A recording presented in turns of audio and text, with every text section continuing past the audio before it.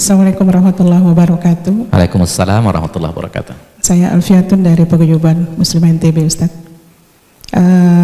Pertanyaan kami yang pertama adalah, di Paguyuban PMNTB ini yang notabene adalah ibu-ibu, kami ingin sekali berkiprah lebih jauh lagi berdakwah dengan cara kami ibu-ibu. Tapi pertanyaannya adalah, sejauh mana agama memperbolehkan kami untuk berdakwah dengan cara kami, baik itu untuk kemaslahatan dengan cara sosial kemasyarakatan, ataupun dakwah yang ada yang sudah kami lakukan dengan cara alhamdulillah Ustadz bisa hadir tadi pagi di tengah-tengah kami. Mohon pencerahan Ustadz, itu yang pertama. Yang kedua, sejauh mana kami bisa mengembangkan PMNTB ini sekiranya ada pihak-pihak lain yang ingin kontribusi lah untuk memajukan PMNTB, tetapi dengan mungkin tadi sama seperti pertanyaan Bapak sebelumnya dari bank-bank konvensional. Ini bagaimana cara kami menyikapi, karena bagaimanapun juga kita tidak bisa menutup mata, tidak juga bisa menolak begitu keras ketika ada pihak-pihak yang ingin berkontribusi untuk dakwah demi kepentingan agama kita. Demikian, terima kasih. Assalamualaikum warahmatullahi wabarakatuh. Waalaikumsalam warahmatullahi wabarakatuh. 3 pertanyaan, kita cukupkan dulu. Kita berikan kesempatan kepada Ustadz untuk menjawab. Kami persilakan. Yang pertama, Bapak Akram. Di Riau ada suku yang masih animisme. Suku Sakai, suku Talang, suku Akit, suku Laut. Pergi ke Jambi, suku Kubu, suku Anak Dalam. Saya masuk ke dalam. Dari Pekanbaru naik mobil 7 jam sampai di lokasi, mobil diparkir tepi sungai, kita naik lagi sampai jam 10 pagi berangkat, jam 9 pagi berangkat, jam 4 sore baru sampai ke perkampungan mereka. Saya masuk tahun 2016. Ketika saya mau pulang, ibu-ibu yang sudah sebagiannya muslimah di tempat parkir itu menarik kaki saya, tolong sekolahkan anak kami Pak Ustadz, kami takut anak kami yang sudah sebagiannya muslim ini murtad. Di perjalanan itu bergentayanganlah berbagai macam di pikiran saya. Akhirnya saya presentasikan di Masjid Agung, semua liputan perjalanan itu saya presentasikan. Salah seorang yang diberi Allah kemampuan ekonomi mengatakan, anak-anaknya saya tampung di pondok saya Pak Ustadz, lebih kurang 20 orang. 2016, 17, 18, 19, 20, 21, 22. Alhamdulillah tahun 2022 kemarin anak-anak itu sudah tamat. Kami carikan beberapa kampus yang menampung dengan permohonan supaya dapat beasiswa. Akhirnya sekarang mereka sudah kuliah dan ada yang dikirim ke Al-Azhar Kairo Mesir. Sekarang kami tinggal berpikir masih ada kesempatan 3 tahun lagi anak-anak ini akan pulang. Saya sudah janji dengan kawan-kawan, anak ini jangan dipulangkan ke Pekanbaru, karena kalau dia tinggal di Pekanbaru, dia menikah dengan orang Pekanbaru, kampungnya tetap tinggal. Maka bagaimana caranya? Kita bangunkan pondok di kampungnya. Saya sampaikan ke kawan saya, ketua yayasan, kita bangunkan pondok, kita buatkan rumah dinas, kita siapkan gaji bulanan. Inilah kerja kita 3 tahun ini. Nanti ketika anak ini pulang, dia akan kembali ke kampung halamannya. Saya punya program setiap 6 bulan sekali, setahun 3 kali paling padatnya, untuk masuk ke pedalaman. Ada satu namanya pedalaman Bagan Benio. Tidak bisa dibangun karena itu adalah cagar biosfer hutan gambut terluas di dunia, 700.000 hektar. PBB memfoto hutan itu dari atas pakai helikopter, lalu dia kasih garis, ini hutan gambut. Dia lupa, pakai helikopter nggak kelihatan ada manusia di dalam. Kita masuk ke dalam, kita bangun. Kalau beton katanya nggak boleh, oke kita bangun ke rumah kayu. Masuk kami per dalam, survei pertama. Kita minta siapa yang mau mewakafkan tanah, nenek moyang kami. Nenek moyang mereka sudah ada di dalam sebelum Indonesia merdeka. Itu punya mereka secara hukum. Lalu kemudian kita bangunkan asrama, kita bangunkan masjid, kita carikan gaji guru, kerjasama antara Basnas, Badan Amil Zakat Nasional dengan yayasan. akhirnya sekarang sudah berjalan, anak sudah tahfiz Al-Quran. Jadi program-program begini ini mestinya diperbanyak di setiap provinsi daerah masing-masing. Insya Allah yang dikeluhkan oleh Pak Akram dan keluhan setiap muslim, karena kita akan ditanya, diminta tanggung jawab di hadapan Allah, insya Allah akan terlaksana. Yang saya ceritakan itu hanya sedikit secuil dari pengalaman, dan format pola ini bisa kita pakai. Kita cari alumni, dan untuk sekolah tinggi yang khusus di bidang ini namanya Sekolah Tinggi Ilmu Dakwah Buya Muhammad Nasir, karena memang mereka tidak boleh mendapat ijazah sebelum masuk ke pedalaman selama 1 tahun.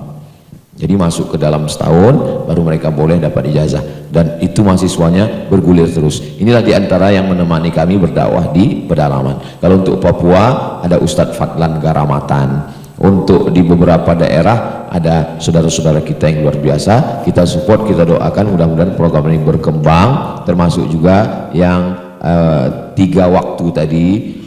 Itu sebenarnya adalah proses dakwah yang belum selesai. Jadi dulu waktu ulama itu datang, karena berat untuk mengatakan 5, supaya ini di diskon aja dulu 3. Nah, nanti rupanya waktu itu tidak berkelanjutan, dan pengalaman kami masuk ke pedalaman, mereka mantra-mantranya itu tetap ujungnya berkat la ilaha illallah Muhammad Rasulullah, tapi nggak sholat. Artinya apa? Mungkin ulama dulu datang hanya baru sampai menjelaskan Allah dan Muhammad, habis itu nggak datang lagi, putuslah dakwah. Nah, jadi insya Allah ke depan ini berkelanjutan, mudah-mudahan insya Allah, amin ya rabbal alamin.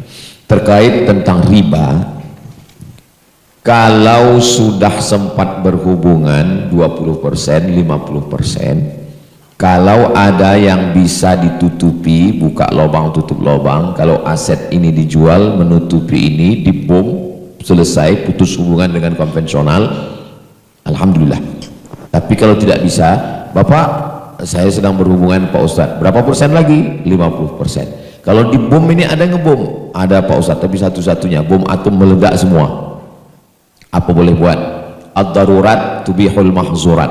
Emergensi paling tinggi membolehkan sesuatu yang sebenarnya terlarang. Jadi cicil aja terus, karena tidak ada yang bisa untuk menutupi, tidak mungkin kita buka utang baru, maka lunasi sampai selesai.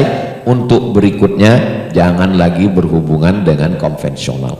Tapi Pak Ustadz, dengan bank syariah ini sekejam-kejamnya Ibu Tiri lebih kejam bank syariah. Bank syariah ini lebih jelimet ribet dari bank konvensional. Kalau diantara kita berpikiran begitu, perlu kita fahami, konvensional ini sudah ada sebelum Belanda, sebelum Indonesia merdeka. Sedangkan bank syariah itu adalah anak yang baru lahir. Jadi kalau kita bandingkan 3 generasi dengan anak yang baru lahir, ini tidak apple to apple, ini namanya apple to langsat. Jadi bank syariah ini baru akhir-akhir pemerintahan Pak Harto. Ketika itu ICMI, Ikatan Cendekiawan Muslim Indonesia, resah dengan riba ini, menemui Pak Harto. Bagaimana kalau kita buka bank?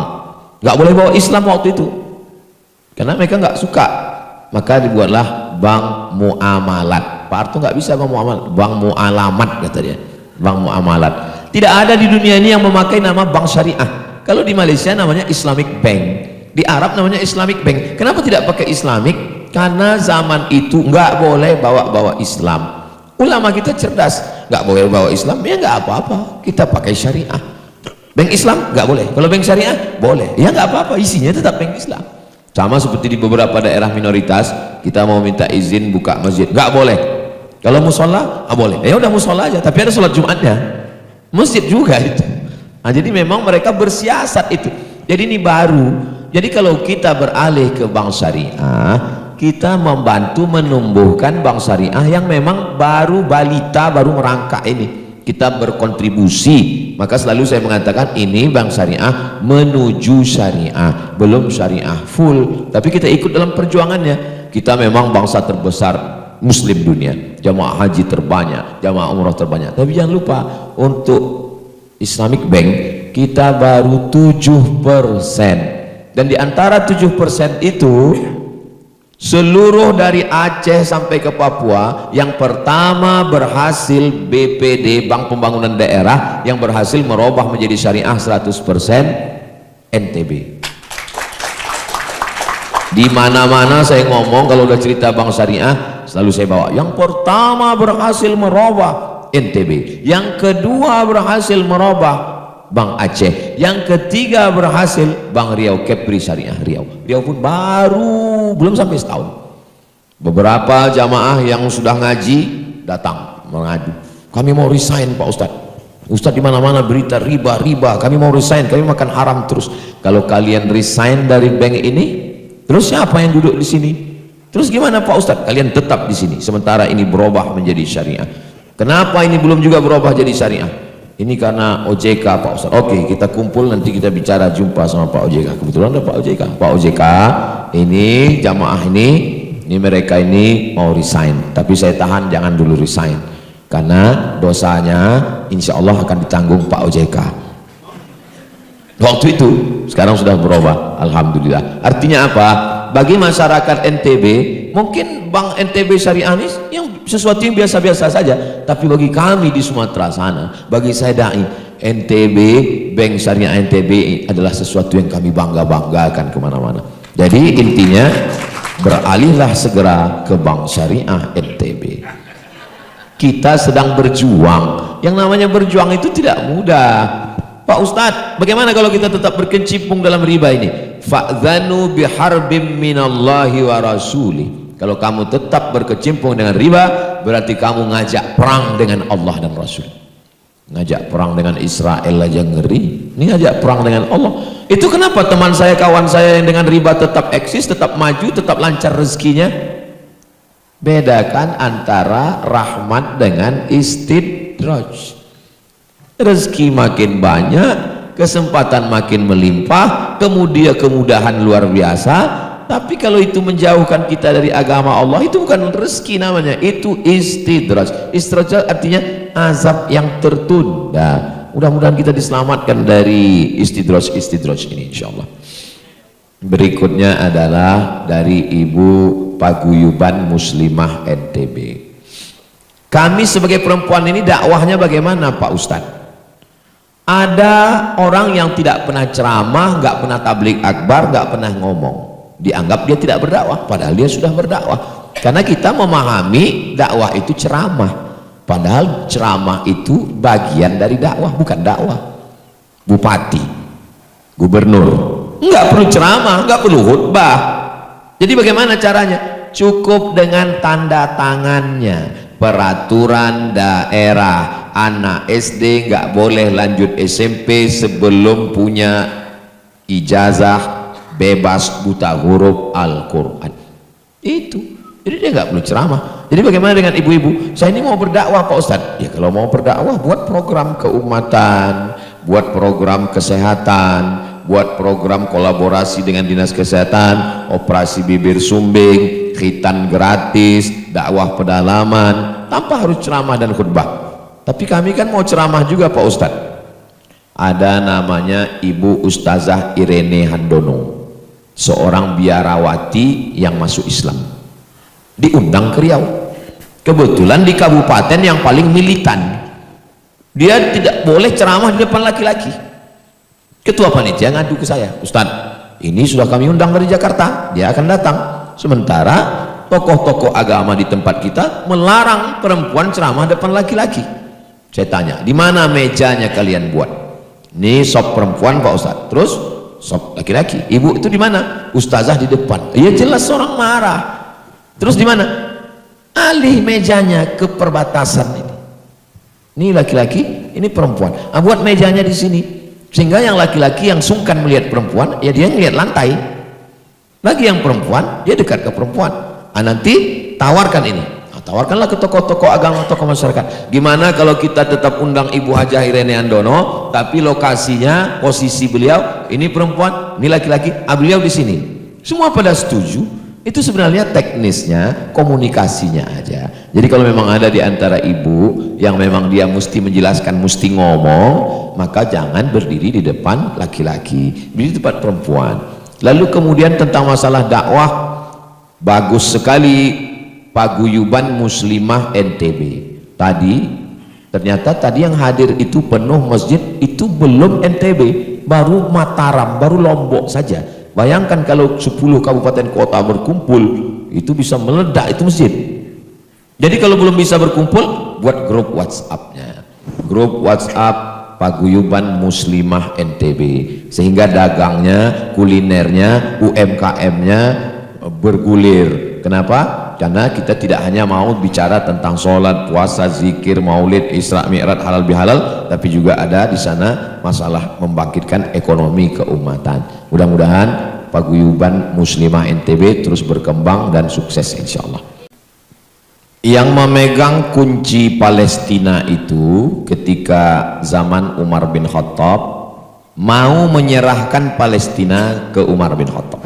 Saya akan serahkan kunci ini, tapi tolong Umar bin Khattab yang datang kemari ngambil kuncinya, jangan saya yang ngantar ke Madinah, karena dia mendengar bala tentara Umar bin Khattab yang hebat itu.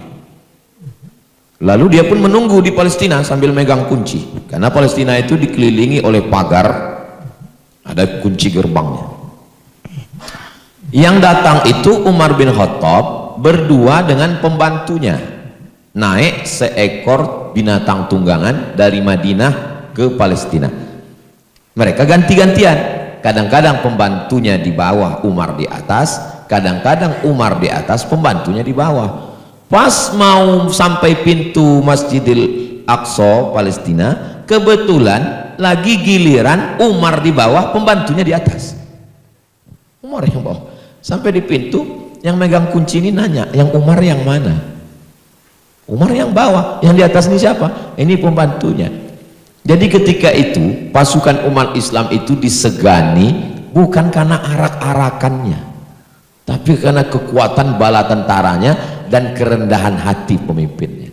Hari ini pasukan bala tentaranya tidak terlalu ditakuti, tapi bunyi poredernya yang menakutkan.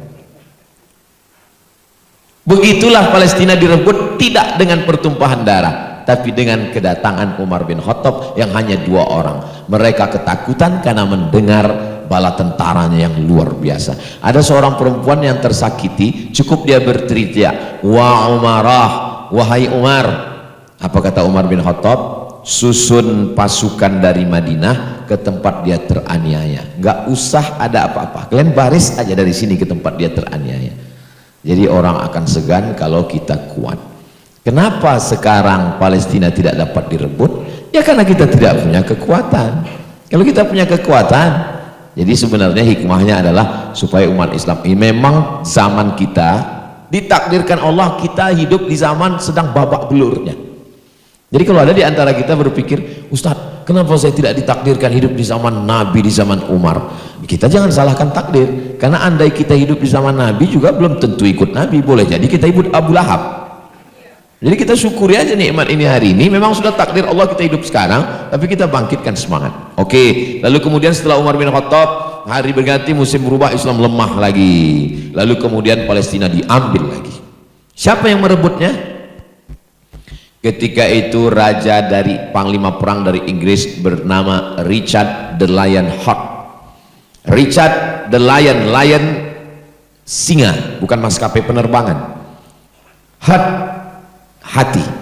Richard the Lion Heart, si Richard berhati singa, yang katanya panglima perang yang sangat kejam, mengenaskan, yang mengerikan, ganas, mengerikan. Lalu kemudian rupanya sampai di Palestina, dia demam, sakit. Tiba-tiba di tengah malam datang seorang laki-laki berjubah, kepalanya bersungkup, masuk ke dalam kemah Richard the Lion Heart. Richard bertanya, "Kamu siapa?" Laki-laki itu menjawab, "Salahuddin Al-Ayyubi, sedang membawakan obat demam. Kalau aku mau, kau sudah lama mati, Richard." Palestina digenggam kembali umat Islam pada masa Salahuddin Al-Ayyubi, bukan karena keganasan pemimpinnya, tapi karena kehebatan strategi dan pasukan bala tentaranya. Kalau mau Salahuddin sekali tikam mati Richard di situ. Richard tetap dibiarkan hidup dalam keadaan terkalahkan dan direbutlah itu Palestina. Palestina hanya bisa diambil dengan kekuatan kekuasaan, bukan dengan perundingan. Jadi berunding dengan Israel adalah Ketika mereka memasukkan Yusuf ke dalam sumur, lalu pulanglah saudara-saudara Yusuf ini membawa bidamin kadib, baju yang sudah dilumuri darah kambing. Lalu menangislah saudara Yusuf menemui bapak mereka Yakub. Ya, saudara kami sudah dimakan serigala. Orang bapaknya jadi bohongi, apalagi kamu. Itulah yang mereka lakukan. Apa yang mereka lakukan kepada Nabi Muhammad SAW? Mereka undang Nabi dalam sebuah jamuan di kampung Yahudi bernama Khaybar. Muhammad SAW, apa makanan kesukaanmu? Daging kambing. Kambing bagian mana? Kaki bagian depan. Kita kalau bertamu ke rumah orang ditanya makanan paling enak, biasanya mau dijamu dengan itu. Rupanya mereka tanamkan racun yang paling banyak di bagian kaki kambing bagian depan itu. Nabi aja mereka racun, apalagi kita mau petantang-petenteng berdamai dengan Israel. Tidak ada perdamaian, tidak ada perundingan, yang ada hanya bahasa kekuatan. Kalau mau, maka umat Islam mesti kuat. Kekuatan itu datang dari mana? Salahuddin Al-Ayyubi bukan Arab, beliau adalah orang Kurdi. Kurdi pernah merebut Turki, Turki pernah berkuasa. Siapa dia? Muhammad Al-Fatih. Mana yang belum? Yang belum adalah Nusantara. Mudah-mudahan anak cucu kita yang akan merebut itu, insya Allah. Jadi selalu berpikir begitu. Ayah Muhammad Al-Fatih waktu memandikan dia waktu kecil, apa kata dia? Nak, kau akan merebut Konstantinopel. Kita mesti begitu. Anak-anak umat Islam sekarang, ayah ibunya waktu memandikan tidak gitu. Nanti kalau udah besar jadi PNS ya. PNS tidak hina, saya PNS, tapi cita-cita itu terlalu rendah. Mestinya kita ngomong, kaulah yang akan membebaskan Palestina nanti, sebagaimana Salahuddin sudah, sebagaimana Umar bin Khattab sudah, sebagaimana Muhammad Al-Fatih sudah membebaskan Konstantinopel. Mesti cita-cita besar. Orang yang tidak pernah bermimpi besar, dia tidak akan pernah melihat mimpi wujud menjadi kenyataan. Ini tentang Palestina. Rupanya semakin larut malam nih makin susah kita mengingat ya. Internet ini sesuatu yang baru. Setiap peradaban yang baru pasti akan menjadi perdebatan. Dulu belum ada tradisi tulis menulis, tapi begitu pandai menulis, maka budaya menulis menjadi permusuhan. Nanti kalau pandai nulis berarti pandai baca, kalau pandai baca berarti pandai bohong, berarti pandai nipu, berarti peradaban luar masuk. Maka ketika budaya menulis muncul, tidak semua suku menerima. Sampai hari ini saudara kita di suku Baduy tidak boleh menulis, karena kalau orang pandai menulis akan masuk peradaban luar ke dalam. Akhirnya berubah dari budaya menulis, muncul radio. Ketika radio muncul, ada yang memahami radio itu adalah suara setan. Jangan dengarkan radio, karena radio setan. Muncul mikrofon. Ketika muncul mikrofon, kebetulan ulama besar dari Mesir namanya Syekh Muhammad Mutawalli Asy'arawi sedang tugas di Makkah, menjadi dosen di Universitas Ummul Qura, namanya waktu itu Universitas King Abdul Aziz. Haram mikrofon masuk Masjidil Haram. Kenapa? Karena Nabi nggak pernah sholat pakai mikrofon. Mikrofon bid'ah, wa kullu bid'atin dhalalah, wa kullu dhalalah finnar. Syekh Sya'rawi datang menemui ulama yang mengharamkan mikrofon itu. Kebetulan dia sedang baca Quran, pakai kacamata. Kata Syekh Sya'rawi, yang kau pakai itu membesarkan gambar, mikrofon itu membesarkan suara. Kenapa yang membesarkan gambar boleh, yang membesarkan suara kok nggak boleh? Padahal kan fungsinya sama-sama membesarkan. Artinya apa? Akan selalu ada perdebatan ketika menerima sesuatu yang baru. Dari radio pindah ke televisi, muncul perdebatan bahwa televisi adalah kotak setan.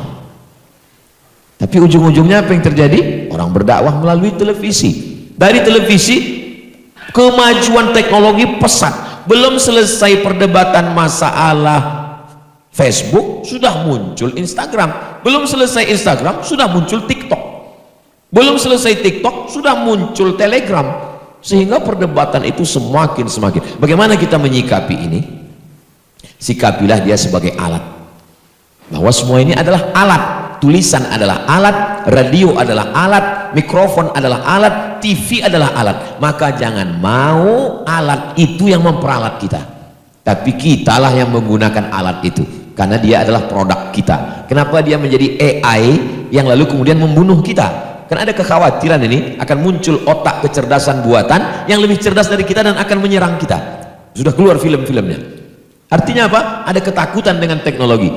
Saya sampai hari ini tidak mempercayakan segala keputusan melalui WhatsApp. Jadi kalau yang urgen, yang penting kita ngobrol bareng, kita duduk, itulah yang disebut dengan silaturahim. Berapa banyak perdebatan perkelahian itu di mana? Di grup WhatsApp. Di grup WhatsApp seperti singa, pas ketemuan seperti kucing kena air. Jadi segala, cobalah kita buat pertemuan Maulid Nabi, Isra Mi'raj, Nuzul Quran, halal bihalal, 1 Muharram, itu sesungguhnya adalah supaya kita tidak diperalat oleh alat yang kita buat sendiri. Apa sih sulitnya ketemuan? Ini ada masalah nasab, pertemukan. Mana orang yang ahli nasab? Ini. Mana yang pro dan kontra? Ini. Dudukkan. Hotel ada. Apa yang sulitnya untuk duduk bersama? Saya sampai hari ini kalau ada masalah dengan apapun, dengan siapapun, selalu saya ajak duduk bersama, ngopi, ngobrol perkara iman. Tidak ada yang masalah yang tidak bisa kita selesaikan, kita pecahkan, kita duduk bersama. Dalam Islam diajarkan wa amruhum syura bainahum. Tapi jangan lupa, di balik hiruk pikuk ini memang ada orang yang menikmati hiruk pikuk itu dan makannya pun dari hiruk pikuk itu. Ada orang yang gagal paham. Orang gagal paham kita kasih paham, tapi ada orang cari makannya dari gagal paham itu. Dia kalau paham dia nggak makan. Nah itu kita pahami dengan baik. Jangan sampai kita terikut dengan ini. Jangan menari di gendang orang, kata pepatah. Orang mukul gendang kita jangan nari duluan, kita pahami dulu ini tarinya kemana ini. Nah, jadi hiruk pikuk internet itu kita sikapi dengan kecerdasan. Insya Allah tidak ada yang bisa tidak selesaikan dan kita duduk berlapang. Kalau ada orang mengadu domba saya dengan Haji Faurani, saya tidak akan percayakan kepada medsos. Lalu kemudian saya posting betapa orang yang dulu duduk di samping saya hari ini dia sudah menyerang saya. Oh, komenlah di bawah, siapa tuh, siapa tuh, siapa tuh, siapa tuh. Itu kan heboh-hebohnya saja itu.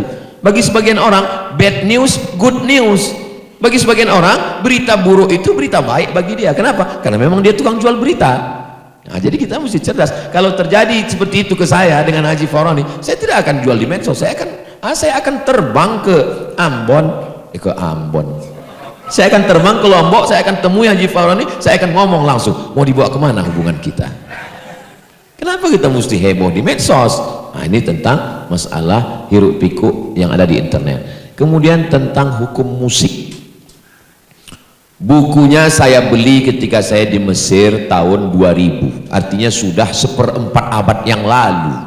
Judul bukunya Fiqhul Musiqa wal Aghani, fikih musik dan lagu, ditulis oleh almarhum Syekh Yusuf Al-Qardawi.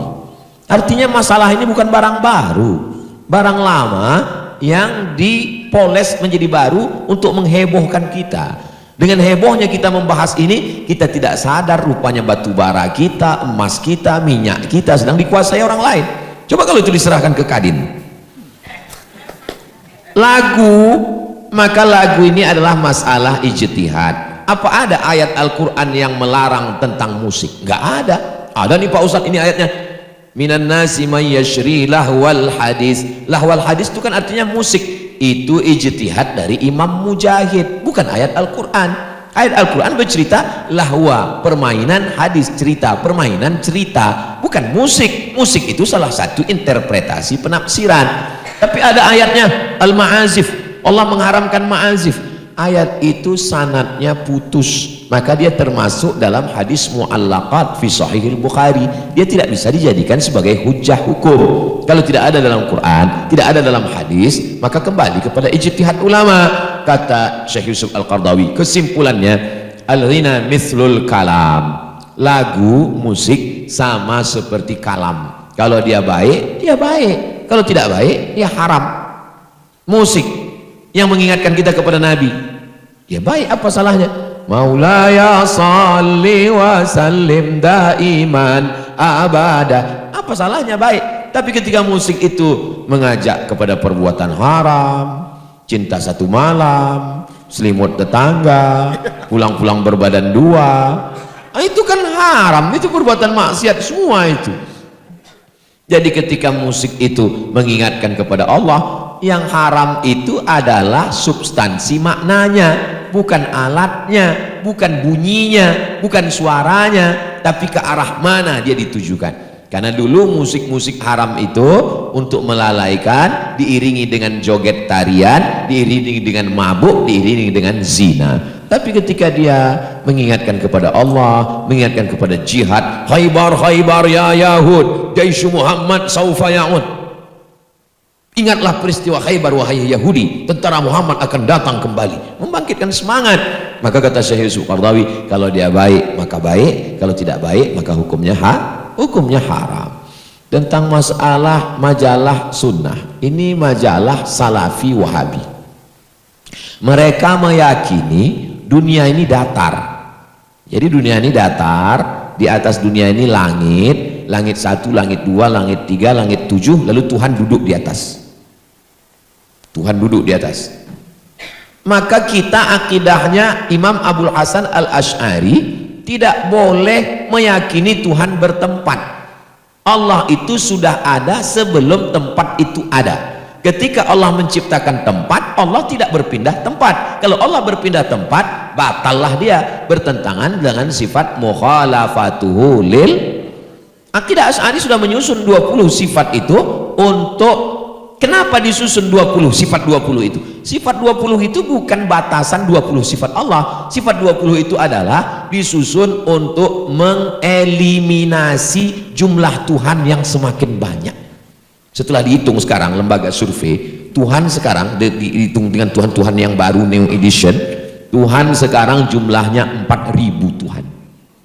4.000 Tuhan itu bagaimana cara kita untuk mengadakan fit and proper test Tuhan?